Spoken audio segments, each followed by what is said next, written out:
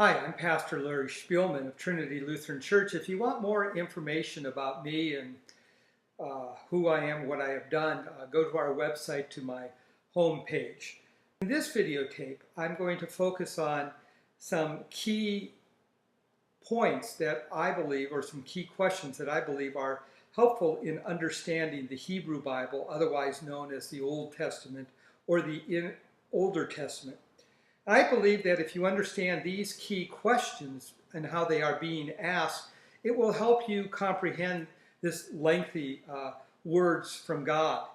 Now, please understand, these are my three key events or questions that I've developed. I know others would come up with other questions to ask, but I find that these have been particularly pivotal and helpful questions. The first question has to do with how will God's promise be fulfilled? The second question has to do with why are we so blessed by God that we have become such a great nation? And the third question is, why did we lose God's favor and be taken as captives into exile into a strange land? And underlying all of these questions is a very basic tension, which I don't have time to elaborate on, but there is the tension between the role of the law of God and how God is righteous, how God is full of grace, expecting in return a right heart. Let's begin with by also remembering that the Old Testament was written over a long period of time, over approximately 1,000 years. And sometimes the same event in the Old Testament will be described differently depending upon which of these three questions the writer was asking when the story of God was put actually into writing. And so I could give several specific examples of this, but again, time doesn't allow me to do so. So just take me for my word or engage me in a conversation sometime. The first great question is, how will the promise be fulfilled?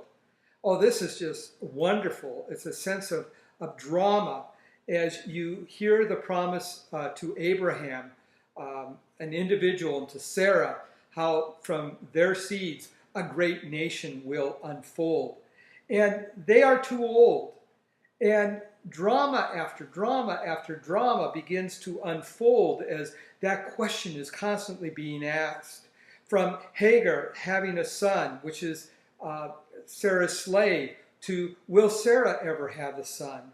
And then the almost sacrifice of the only heir to Abraham, Isaac, to the selling of Joseph into slavery, and to Joseph fleeing as a slave in Egypt and eventually being reunited with his family, to Moses leading the people of God through the Red Sea in their wanderings in the wilderness, to Joshua leading the now huge 12 tribes to begin the conquest of Palestine.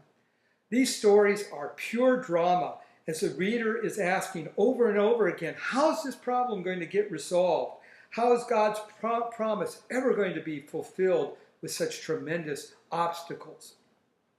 Again, remember, I'm not suggesting any precise divide between these questions, but suggest these are questions that might help the novice reader in comprehending and grasping the Hebrew Bible. The next great question to be answered is, how did we become such a great nation? And here, not the only character, but the primary character which God uses is King David. Now, obviously, there's many other people involved in this story, but the thing that is significant about David is his attitude of Hesed. And this attitude of Hesed takes center stage.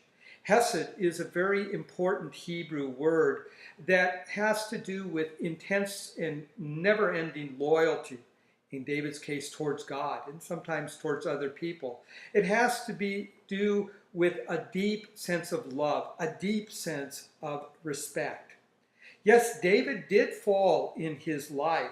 He abused his power over Bathsheba, which led to him murdering Bathsheba, the woman with whom he seduced and committed adultery with, in murdering her husband to help cover it up. And for more insight, you might want to read my devotions on this, found on my page. However, his sin did haunt him, and he did eventually repent and discover healing and discover restoration, though throughout the remainder of his life there was always scars in conflict for that. But again, David was instrumental in that he united the diverse tribes into one nation. He primarily used worship as a way of bringing together this diverse group of tribes into one. And the key person who personified this attitude of Hesed, which was believed to be the root issue for the nation becoming so great, is David. And then the final key question that I want to refer to is, why did we lose God's favor and go into exile? Yes, the nation formed under David did eventually divide into half, where old political divisions dominated over the commonality that the entire nation had as being God's chosen people. They splintered and they divided.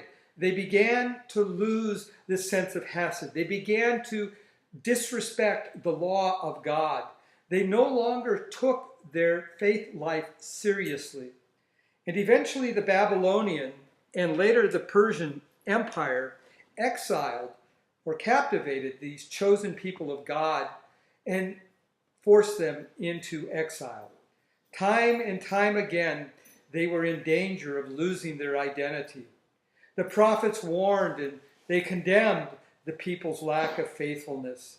Eventually, while in exile, the prophets spoke words of comfort and hope. But over and over again, why is it that God would be so harsh towards us? Finally, under the Persians, the exiled people did return and rediscover the law of God, and the law of God grew in importance. And the final conclusion of the story in the Old Testament is the people of this God going back to their homeland and rediscovering the law of God and beginning to esteem it. Unfortunately, by the time of Jesus, faithfulness to the law had taken great root, and forgotten was the dynamic way in which loyalty and love of God should also take root. Now, these are three main questions that I think are helpful to understand. How will God's outrageous promise to Sarah and Abraham unfold? Why are we such a great nation under David? And why did we end up in exile? And underlying all of this, which we don't have time to unpack, is the tension between loyalty towards God and following the law of God. And that's expressed in different ways at different places in history.